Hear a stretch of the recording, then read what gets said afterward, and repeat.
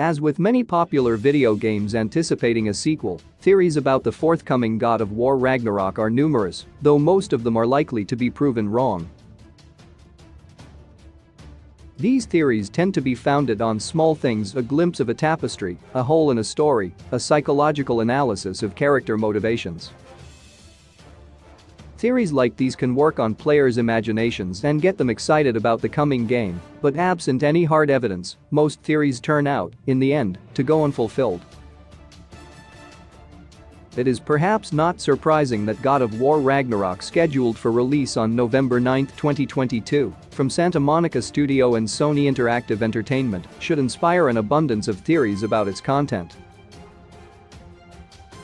Set 3 years after 2018's God of War, Ragnarok's story features Kratos and Atreus at a time when the Fimbulwinter is drawing to a close. This marks the imminence of Ragnarok, an apocalypse that will destroy the earth and the gods who rule it. Kratos and his son Atreus, revealed in the previous game to be the reincarnation of Loki, the trickster deity of the Norse pantheon, will travel the 9 realms, enlisting the help of the god Tyr, and coming into conflict with Thor, Odin, and Freya as they search for a way to prevent the end of the world. While elements of its setting and story were revealed in an explosive God of War Ragnarok gameplay trailer that appeared as part of Sony's September State of Play showcase, there remains tremendous ambiguity surrounding the game overall. Facing apocalypse and squaring off against some of the most renowned and powerful deities in the Norse pantheon, players have every right to wonder how the protagonists will deal with these challenges, where their journey might take them, and what sorts of puzzles, weapons, and characters they might encounter along the way. While most, if not all, the theories about the game are liable to be proven wrong in the end, it is entertaining to review some major ones and to imagine, albeit briefly, the possible worlds they conjure up. Theory: father-son tensions flare in God of War Ragnarok. With Atreus now a teenager, it is not a stretch to predict that tensions will flare between the boy and his domineering father Kratos in God of War Ragnarok. Theory has it that fatherhood is a major theme in the upcoming game, given the difficulties established in God of War between Kratos and Atreus, including the fact that Atreus is a half-giant known to his mother as Loki, a fact of which Kratos had been unaware. The new game is also known to feature Odin, chief among the Norse gods, who, despite being called the Allfather, is a notoriously awful father, imprisoning his son Tyr and telling the world he is dead as a punishment for defying him.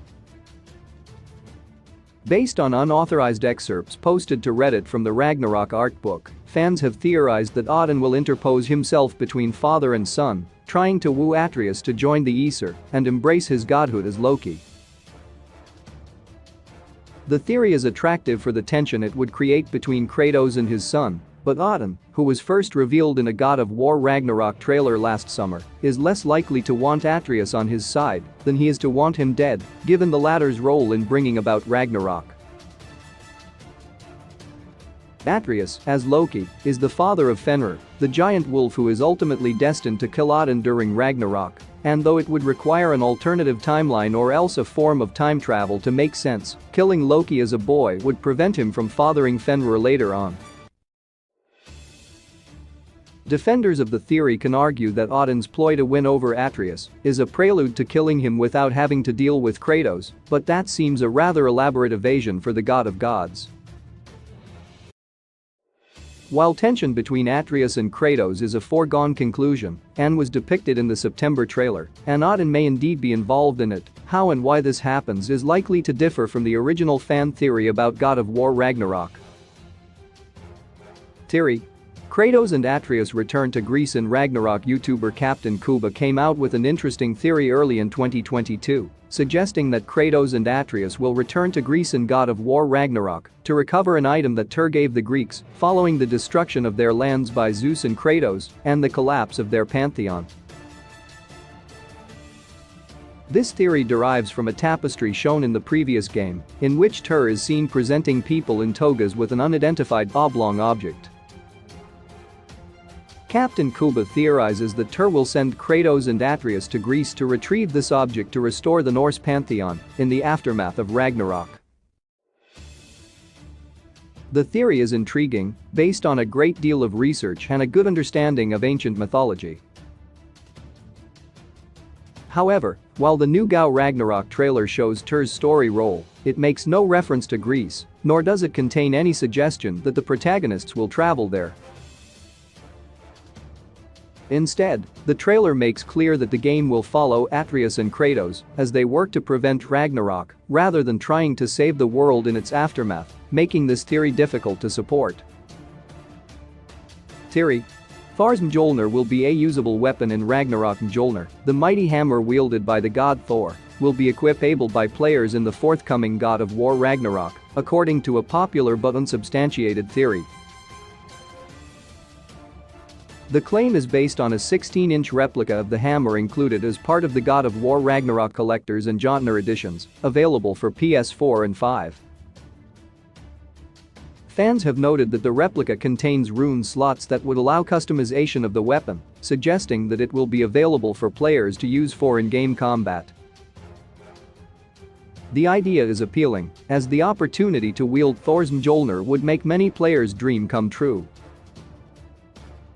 But Thor and Mjolnir, it is well known, are inseparable, meaning the only way a player could use the weapon would be to pry it from Thor's cold, dead hand. And, if Thor is the major antagonist in the game, as publicity suggests, then it is highly unlikely that he would lose his weapon prior to being defeated in a final boss battle. If taken from Thor, Mjolnir, contra this GO Ragnarok theory, would only be available toward the very end of the game, when players would have little opportunity to use it. It is more likely that the people who manufactured the replica knew little of the game content and left players with an enticing red herring in the form of rune slots. In some ways, fan and internet theories about an unreleased game are testaments to the quality of the game itself. In the case of the God of War franchise, the in-game world, storyline and characters are so fully realized and compelling that they inspire fans and writers to dream, speculate, and hope. When it finally appears, God of War Ragnarok may disappoint some theorists, but will likely surprise most players by the turns its story ultimately takes. Source: Captain Kuba YouTube.